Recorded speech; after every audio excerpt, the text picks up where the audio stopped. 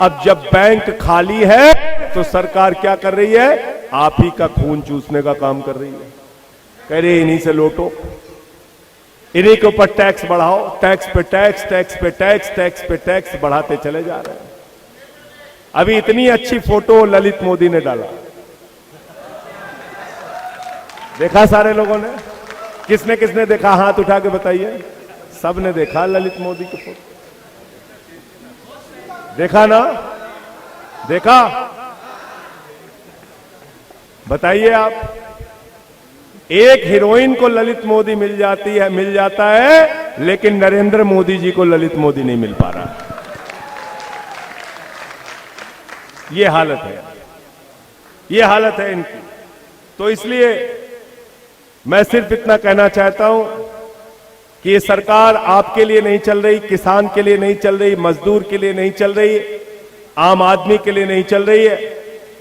आपको मोदी जी की सरकार चाहिए या केजरीवाल जैसी सरकार चाहिए? केजरीवाल की सरकार वो सरकार है जो आम आदमी के लिए काम करती है। बिजली फ्री, पानी फ्री, शिक्षा फ्री, स्वास्थ्य फ्री, माताओं बहनों के लिए बस की यात्रा फ्री, बुजुर्गों के लिए तीर्थ यात्रा फ्री, और ये सब कुछ करने के बाद मुनाफे का बजट देते हैं, क्योंकि केजरीवाल एक पढ़े लिखे मुख्यमंत्री हैं। और मोदी जी क्या करते हैं? इस पे टैक्स, उस पे टैक्स, उस पे टैक्स, उस पे टैक्स, टैक्स का बोझ लगातार बढ़ाते जाते हैं। 16 लाख करोड़ रुपए खाली पेट्रोल डीजल पर टैक्स लगा के इन्होंने वसूला, और जो पैसा वसूलते हैं कहते हैं मोदी बेटा तू ले जा, नीरव बेटा तू ले जा, ललित बेटा तू ले जा, विजय माल्या तू ले जा, अडानी भैया तू ले जा। सब लुटा दिया पैसा। तो इसलिए ये थोड़ा विस्तार से मैंने आपको इसलिए बताया कि ये जानना आपको बहुत जरूरी है, और इनके किसी भी नकली मुद्दे में आप मत फंसिए। इनका हर 15 दिन का एजेंडा फिक्स रहता है, ये जान लेना आप। 15 दिन एक मुद्दा चलाएंगे, दूसरा लेके आ जाएंगे, फिर तीसरा लेके आ जाएंगे। आपके दिमाग में हमेशा नफरत भरते रहते हैं, क्योंकि आपको अपने बारे में सोचने का टाइम ही ना मिले। अब भाई करोगे क्या? 5 बजे से 11 बजे तक मुर्गा लड़ाओ योजना चलती है सारे चैनल पे, चलती नहीं चलती? वो उधर से चिल्लाता है, उधर से चिल्लाता है, वही देखते रहते हो आप लोग। तो एक तो वो चलता है। याद रखना, नफरत की बुनियाद पे दुनिया का कोई मुल्क नहीं बन सकता, मोहब्बत की बुनियाद पे ही हिंदुस्तान आगे बढ़ सकता है। मोहब्बत की हमारी पहचान है, हिंदू मुस्लिम सिख ईसाई की एकता हमारी पहचान है। ये वो मुल्क है जहां बिस्मिल्लाह खान की सहनाई संकट मोचन के मंदिर में गूंजती है। ये वो मुल्क है मलिक मोहम्मद जायसी पद्मावत लिखते हैं। ये वो मुल्क है जहां रसखान को पढ़कर हम भगवान कृष्ण के बारे में जानते हैं। ये वो मुल्क है जहां मोहम्मद रफी गाना गाते हैं, सुख के सब साथी दुख में ना को, तेरे राम तेरा नाम एक सांचा दूजा ना को। ये वो हिंदुस्तान है। और आप इस हिंदुस्तान में झगड़े, लड़ाई, मार काट, लोगों को बांटना, ये सब क्यों कर रहे हैं? क्योंकि ये सारे मोर्चों पर फेल सरकार है। ये आपके लिए काम नहीं करना चाहती, इसलिए नकली मुद्दों में आपको उलझाए रखना चाहती है। अपने बारे में सोचिए, ये सरकार चल किसके लिए रही है?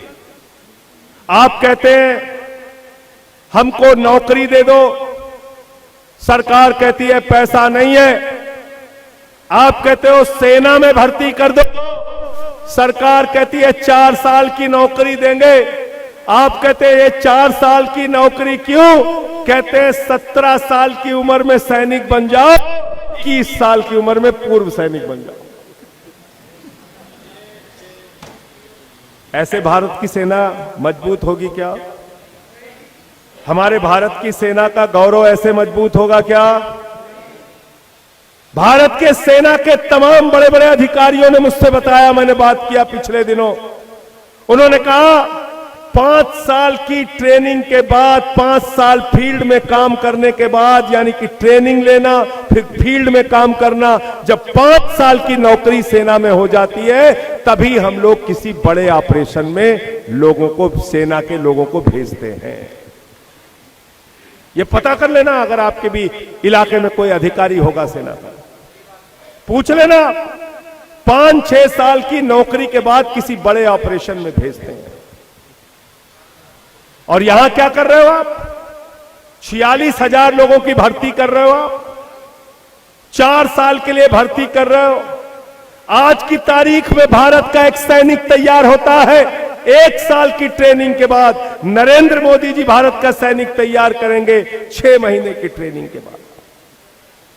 बताओ भारत की सेना कमजोर होगी कि नहीं होगी? आज की तारीख में भारत की सेना में जो काम करते हैं सैनिक, उनकी नौकरी की गारंटी होती है 19 साल की। और मोदी जी जो योजना लेके आए हैं उसमें नौकरी की गारंटी कितने साल की है? 4 साल। आज की तारीख में जो सेना में हमारे सैनिक हैं, हमारे वीर जवान हैं, उनको पेंशन की सुविधा, उनको मेडिकल की सुविधा, उनको कैंटीन की सुविधा, उनकी शहादत पर उनको मेडल की सुविधा। लेकिन मौजूदा जो मोदी जी की सरकार की योजना है, इस अग्निवीर योजना में ना तो मेडिकल की सुविधा है, ना पेंशन की सुविधा है, ना 19 साल की नौकरी की गारंटी है, और यहां तक कि कैंटीन की भी सुविधा नहीं है। बताओ इससे भारत की सेना का गौरव बढ़ेगा कि घटेगा? बताइए आप। तो सवाल हमारी नौकरी नहीं है। हमको बेरोजगार रखना चाहते हो, भूखा रखना चाहते हो, मोदी जी रखो।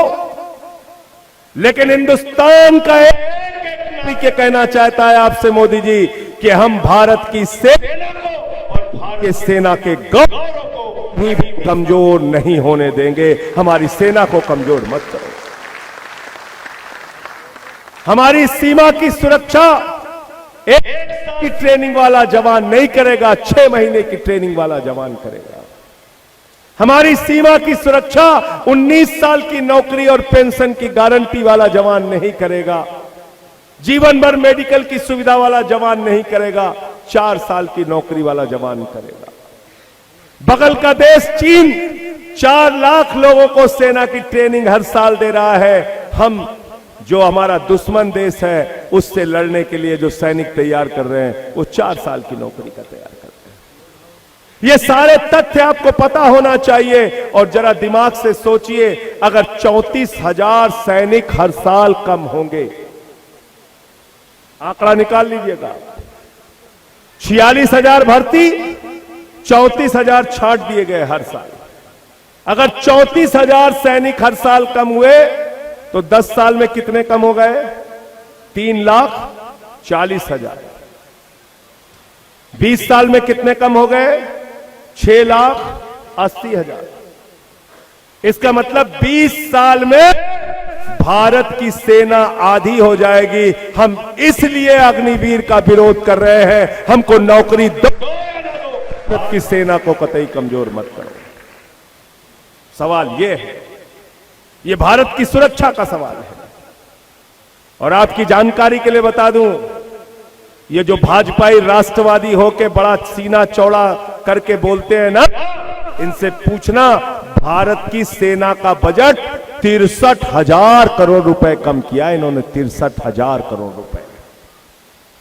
यह इनकी सच्चाई है। ये जो बड़े देशभक्त बन रहे हैं, इन देशभक्तों ने क्या किया है इस देश का? हमारा जहाज मंत्री है, विमान मंत्री, वो बेचारे जाते हैं एयरपोर्ट पे, कहते हैं जहाज चेक करना है। वहां का स्टाफ बताता है मोदी जी ने सब बेच दिया। वित्त मंत्री बैंक चेक करने जाती है, वहां का स्टाफ बताता है मोदी जी ने बैंक भी बेच दिया।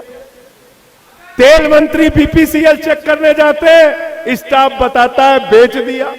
खेल मंत्री स्टेडियम चेक करने जाते हैं, स्टाफ बताता है बेच दिया। सड़क मंत्री सड़क देखने जाते हैं, स्टाफ बताता है बेच दिया। रेल मंत्री रेल देखने जाते हैं, स्टाफ बताता है तो बेच दिया। रेल सेल बेच दिया, कोल बेच दिया, बीपीसीएल बेच दिया, सड़क बेच दिया, बिजली बेच दिया, पानी बेच दिया, स्टेडियम बेच दिया, एफसीआई बेच दिया, एलआईसी बेच दिया, एयरपोर्ट बेच दिया। और किसको बेच दिया? एयरपोर्ट किसको बेचा?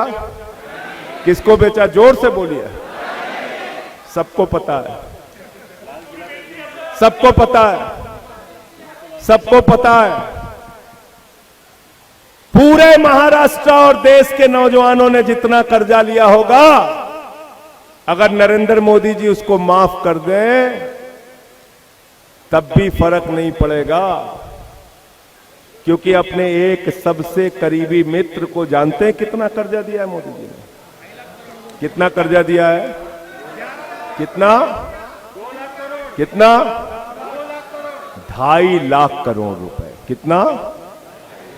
अभी मैं संदीप जी से कहूं 2.5 लाख करोड़ लिख दो तो बेचारे लिख नहीं पाएंगे, जीरो लगाते लगाते थक जाएंगे। कितना कर्जा दिया है? आप लोगों को गुस्सा नहीं आता ये सुन के?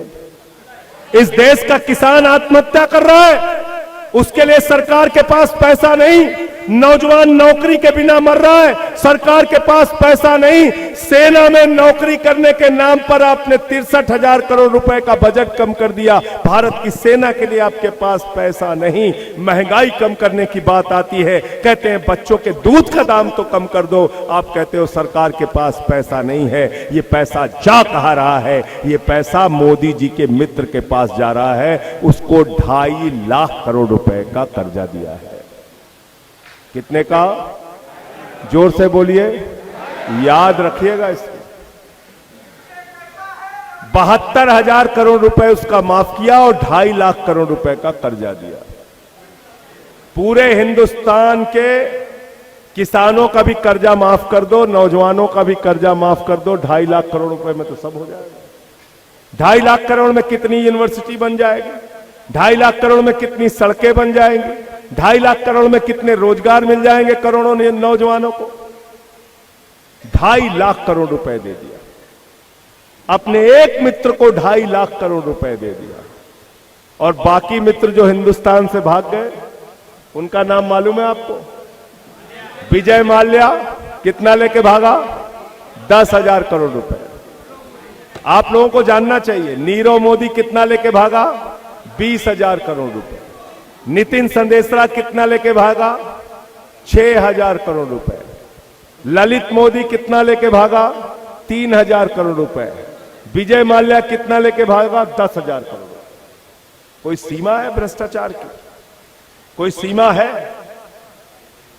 आपके बच्चों को दूध देने के लिए पैसा नहीं इनके पास, स्कूल की फीस माफ करने के लिए पैसा नहीं इनके पास, लेकिन अपने पूंजीपति मित्रों को 20-20 हजार, उसको बोलते हैं मोदी जी अपने मीटिंग में मेहुल भाई, उनका मेहुल भाई 10,000 करोड़ लेके भाग गया, 20,000 करोड़ लेके।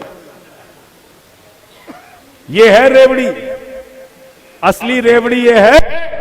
और जानते हैं अपने पूंजीपति मित्रों का कितना कर्जा माफ किया है मोदी जी ने?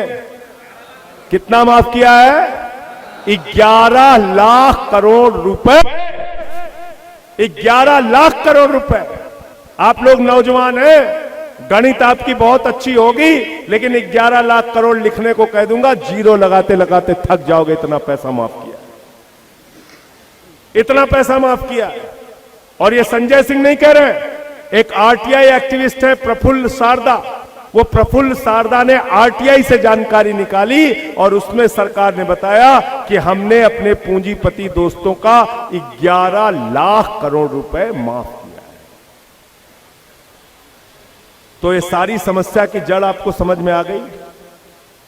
आपने कमाई करके, मेहनत करके, परिश्रम करके, नौकरी करके, व्यापार करके, किसानी करके, मजदूरी करके, माताएं बहनें अपने घर में पैसों की बचत करके पैसा अपने बैंकों में जमा किया। मोदी जी को हिफाजत की जिम्मेदारी आपने दी, मोदी जी ने वो पैसा निकाला, बोला अडानी बेटा तू ले जा, नीरो बेटा तू ले जा, मोदी बेटा तू ले जा, चौकसी बेटा तू ले जा, पूरा देश लूट ले। ये काम किया, 11 लाख करोड़ रुपए निकाल के बांट दिया, उसके बाद वो पैसा माफ कर दिया।